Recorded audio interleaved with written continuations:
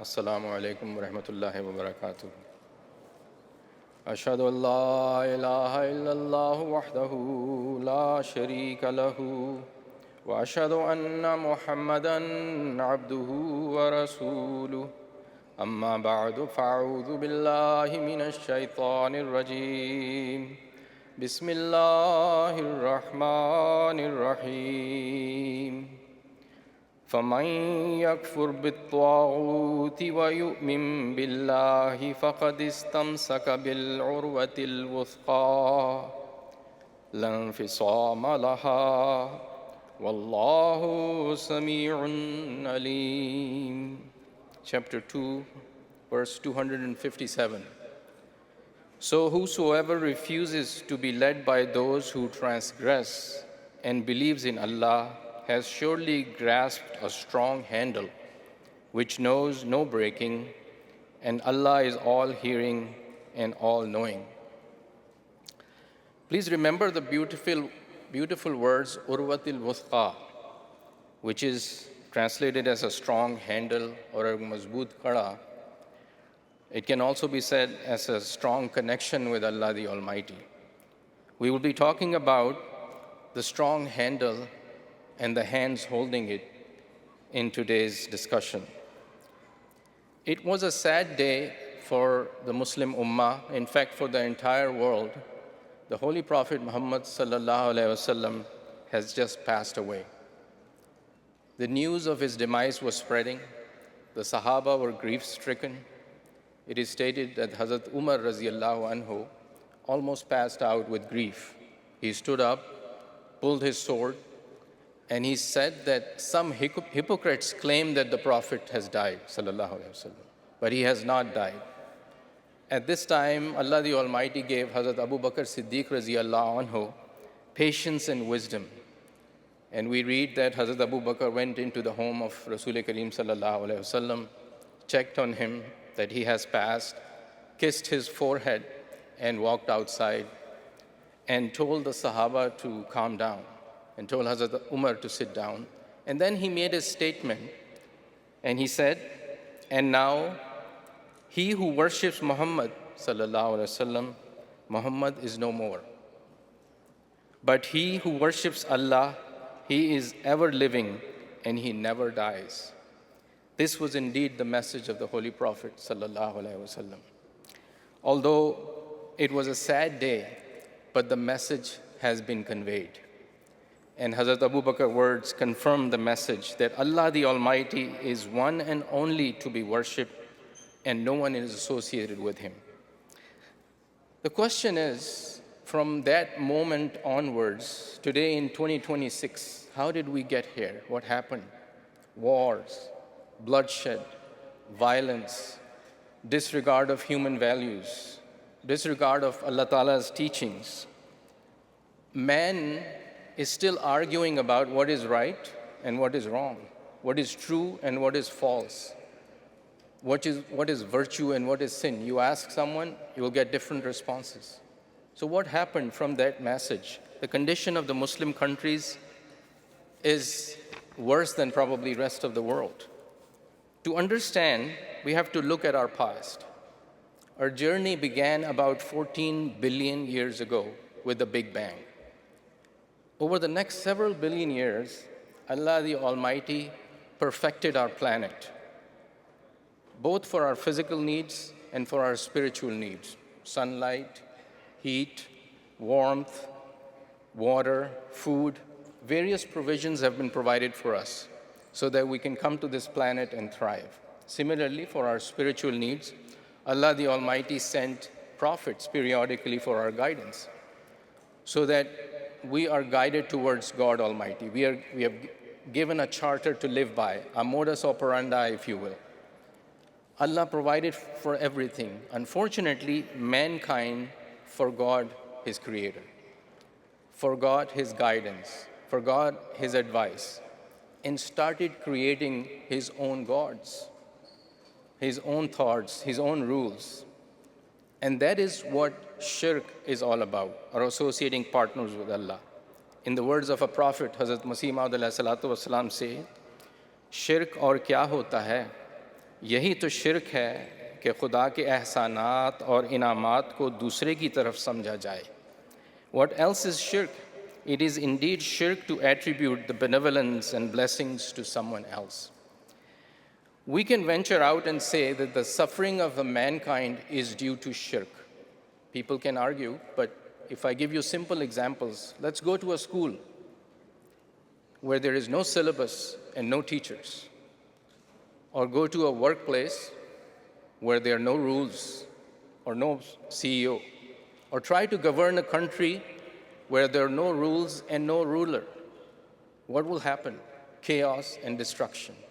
And that is exactly what we see all around us. So, what would be the solution to this problem? If I say the solution to the problem is La ilaha illallah, there is none worthy of worship except Allah.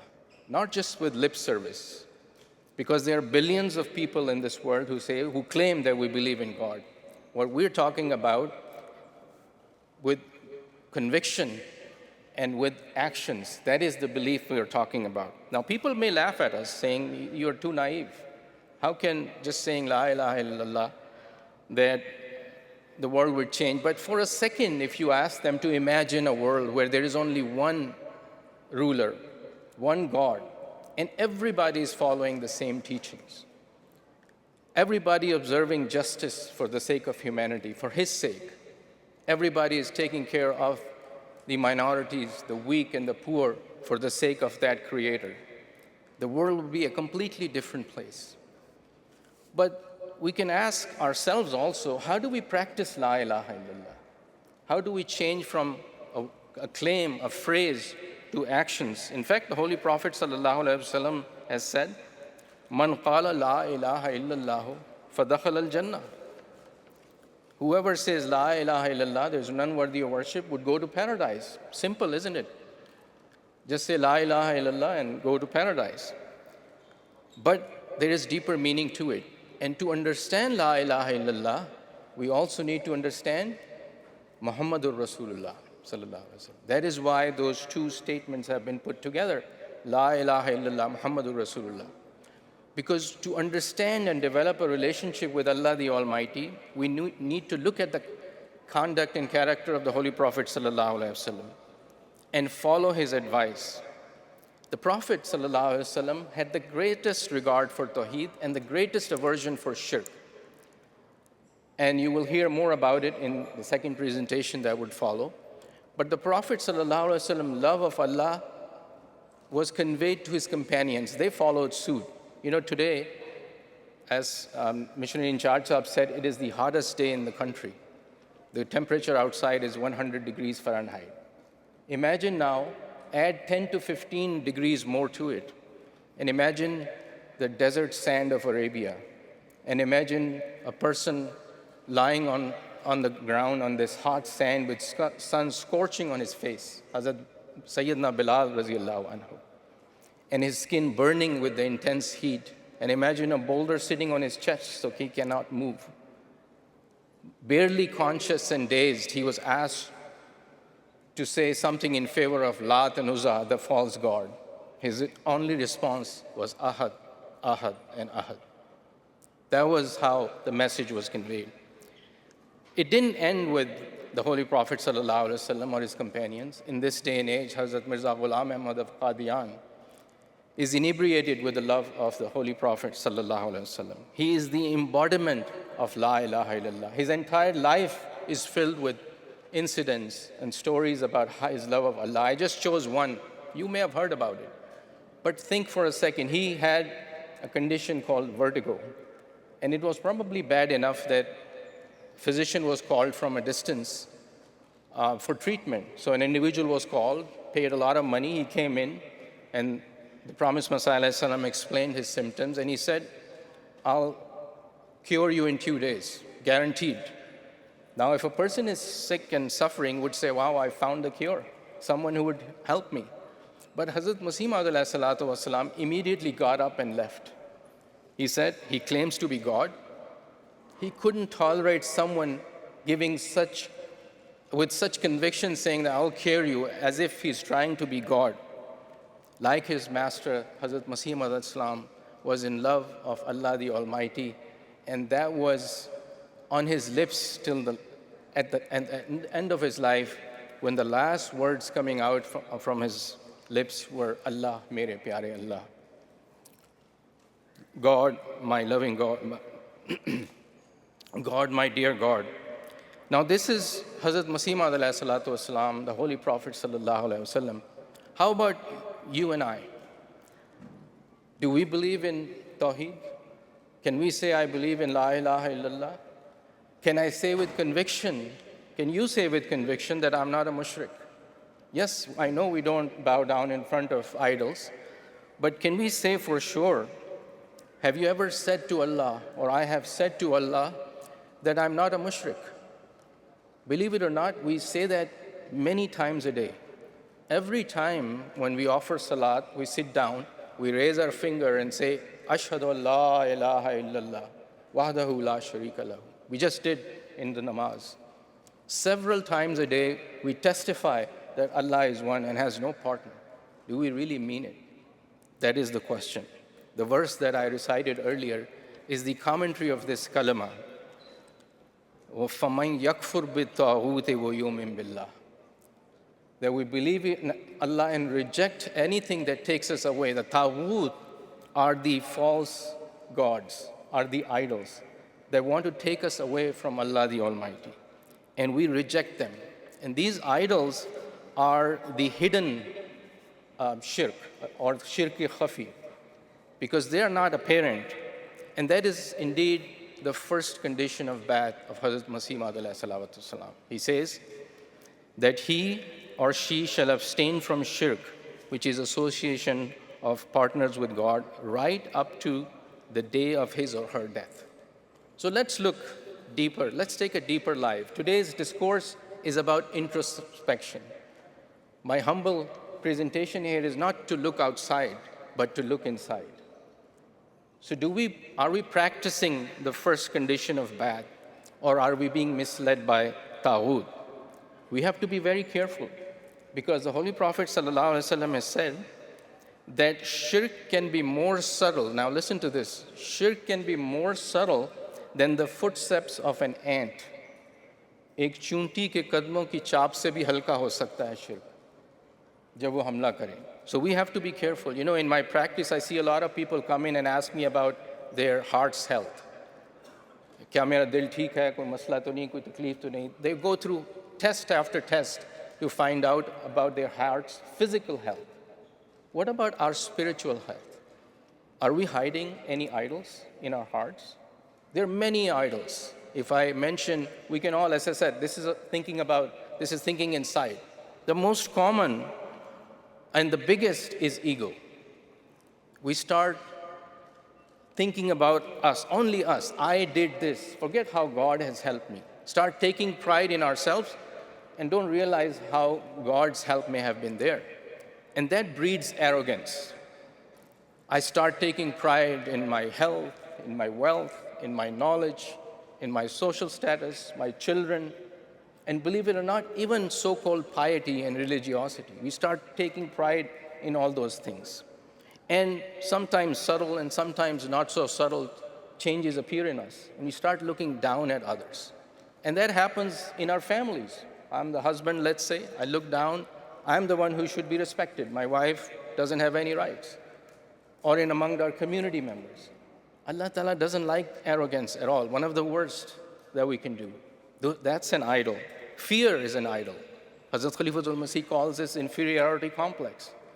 I won't ask for permission to go for Jummah so that my boss doesn't get upset.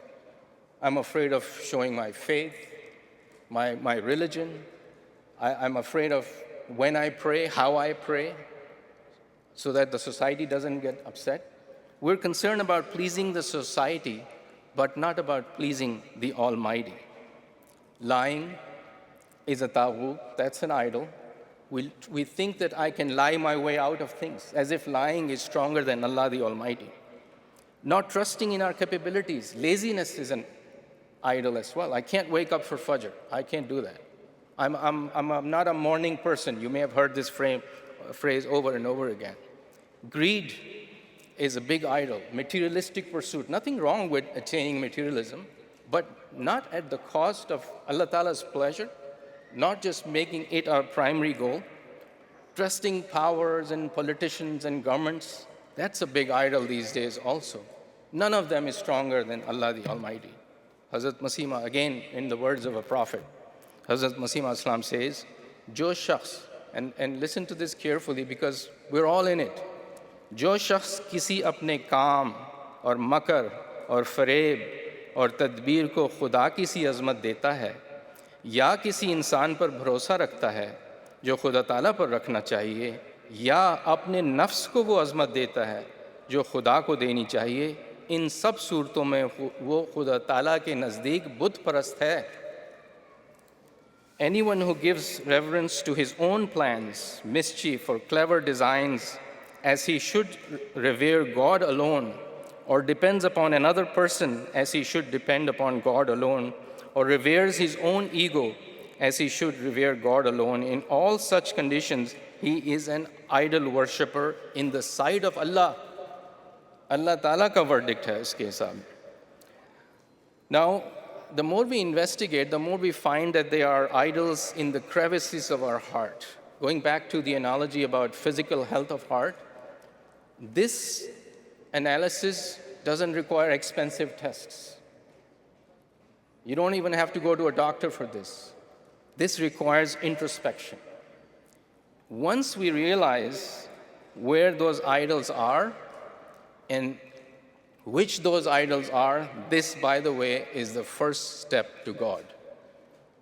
Because if we don't know there is an illness inside, how do we treat it? So the first step is realizing and understanding. And the Holy Prophet ﷺ taught us what to do if you have idols. You know, you've heard the story when he went to the Holy Kaaba. There were idols in there. What did he do? He smashed them. He broke them. That is the lesson for us. Look inside our heart. If there are idols hidden there, break them. We need to destroy those idols. And then what happens in that home? Allah Ta'ala comes in. Hazrat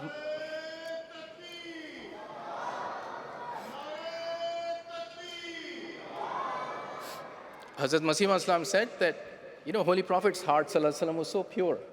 No idols in there. Hazrat Masih Islam said that is the arsh. That's where Allah Ta'ala resides. तो हमें भी अपने दिल को साफ करना चाहिए. Now, how do we remove these idols, this shirk khafi? We need to develop an understanding of Allah Ta'ala's attributes and Allah Ta'ala's power. Keep Him in His mind. If I fall ill, I pray to Allah to guide me to treatment, to a provider, to a physician. If my exam is coming up, I pray to Allah to help me prepare. It's not under our control that we may get sick the day before our exam. If I'm looking for a job, if I'm starting the travel, I say Bismillahir Rahmanir Rahim before everything else.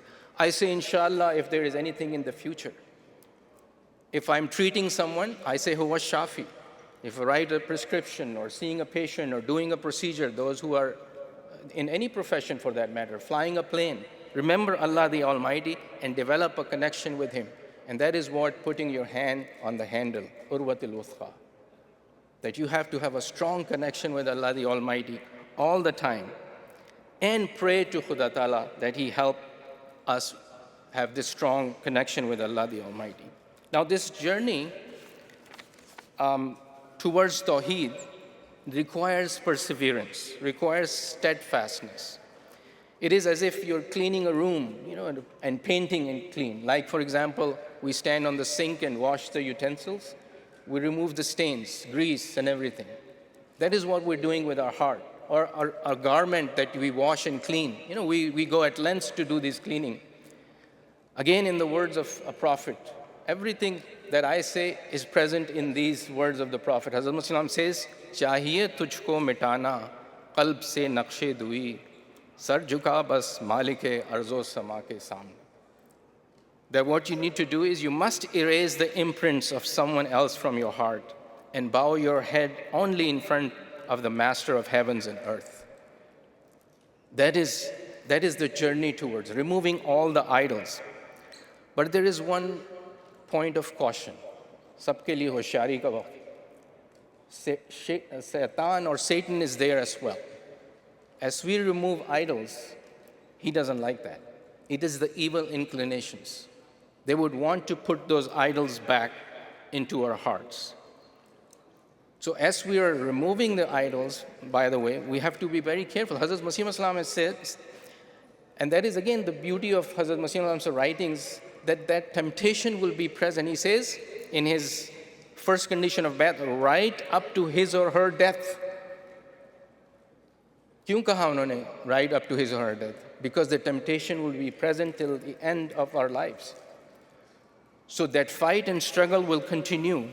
When we clean our hearts, when we clean the room, अब जब paint करना है किस रंग से क्या रंग करेंगे अपने घर अपने heart में? What रंग? Allah Ta'ala has told that too. Sibgatullah. Allah Ta'ala का रंग करें. And Allah Ta'ala का रंग क्या है? Allah Ta'ala की बातों को मानना. तो जब हम अपने दिल से उन झूठे खुदाओं को, आइडल्स को निकालेंगे, तो खुदा ताला का रंग उसमें करें. And that is what holding the strong handle is all about. That we grab hold, and the best hand to hold is that of the Holy Prophet sallallahu alaihi wasallam, because that is the hand of Allah as well, as Allah Ta'ala says, Yadullahi fawqa aydihim. So holding the hand of the Prophet means following his guidance, learning about him. And then we have no fear. Hazrat Masih Islam says, ज़मीन तुम्हारा कुछ भी बिगाड़ नहीं सकती अगर तुम्हारा आसमान से पुख्ता ताल्लुक़. How beautiful. So long as you have a firm relationship with heaven, the earth can do you no harm. That is the condition that we need to reach. There are many examples of this. His hand was on Urwatul Wuthqa when he was dug waist deep into the ground. Hazrat Sahibzada Abdul Latif Shaheed, raziyallahu anhu. There was a time that the ruler walked up to him and said, he tried to remove the hand of Sahibzada Sahib from Urwatul Wuthqa, from the strong handle, strong kare, ki abhi waqt hai. It is time now. If you just tell me in my ear, I'll let you go. And this is the response of Sahibzada Abdul Latif Shaheed, raziyallahu anhu.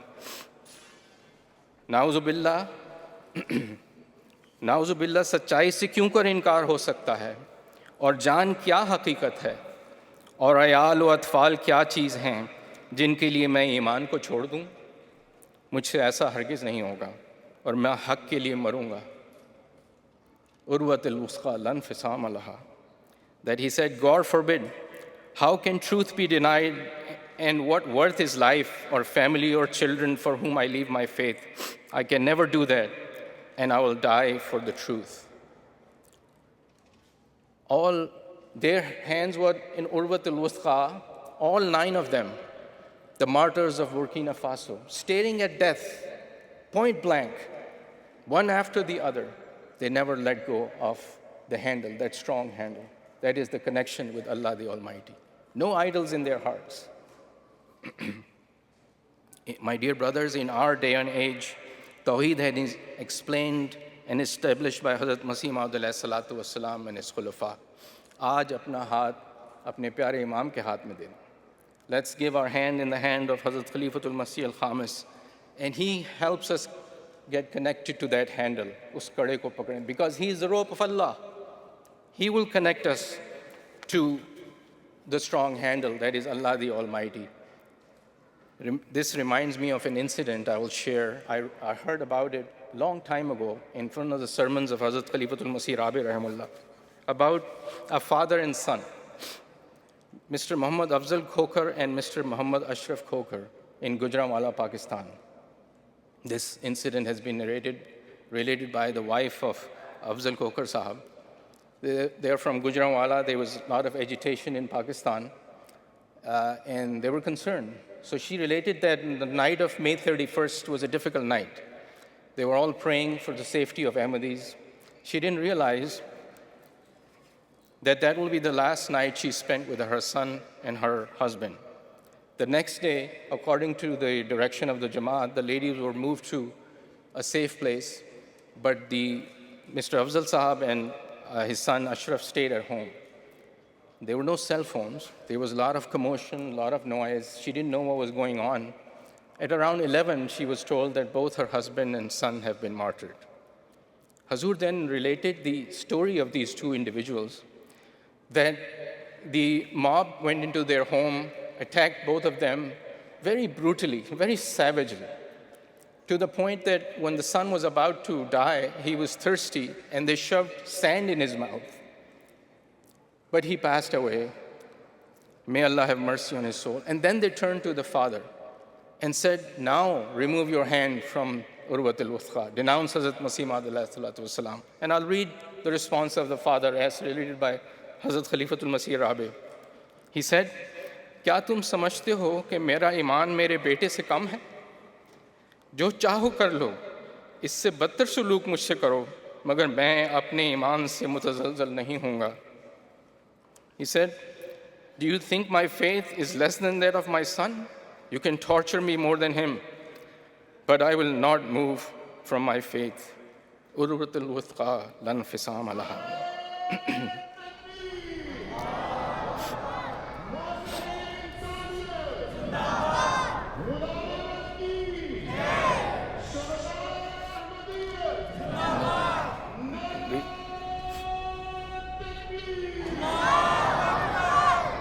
Dear brothers and sisters, we are the torchbearers of Tawheed in this day and age.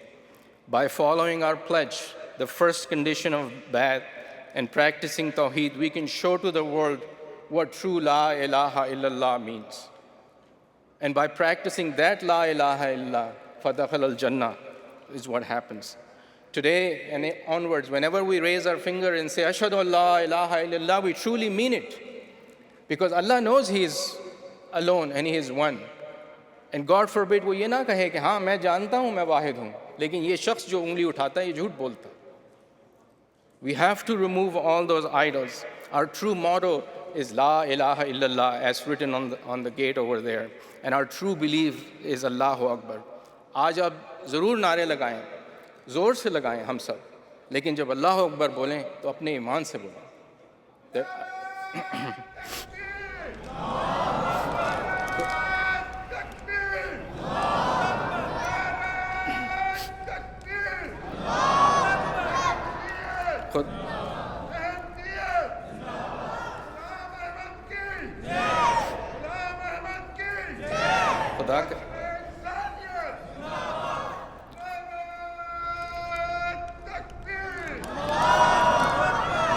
मैंने शुरू में हज़रत बिलाल का जिक्र किया था.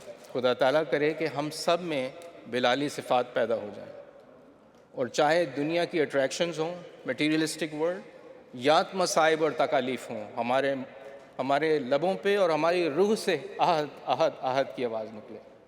May Allah Ta'ala give us the Bilali spirit, that no matter what the challenges, we only say ahad, ahad, ahad, because we have to lead the world. और आखिर पर आए हम सब मिलकर हज़रत मसीह मौद सलाम की शर्त बैत का जवाब दें. हज़रत मसीह सलाम की शर्त है, he or she shall abstain from shirk right up to the day of his or her death. Let's join together and say that I shall abstain from shirk right up to the day of my death, inshallah. May Allah the Almighty make us true mu'ahid and worshipper of Allah the Almighty, and our heads will not bow down in front of any other false god, inshallah. और आखिरी बात हमारे प्यारे इमाम की मैं करता हूँ. हजूर फरमाते हैं, हज़रत खलीफतुल मसीह ख़ामिस अय्यदुल्लाह ताला बिनस्र अज़ीज़, हमेशा जायज़े लेते रहना चाहिए, हमेशा जायज़े लेते रहना चाहिए. अल्लाह ताला हमें तौहीद का हकीकी इदराक अता फ़रमाए और हमारा हर अमल खुदा ताला की रज़ा को हासिल करने की कोशिश करने वाला हो. We have to analyze continuously. May Allah the Almighty grant us the true understanding of Tawheed, and our every action should be an attempt to win the pleasure of Allah the Almighty. Inshallah. Wa akhiru da'wana alhamdulillahi rabbil alamin.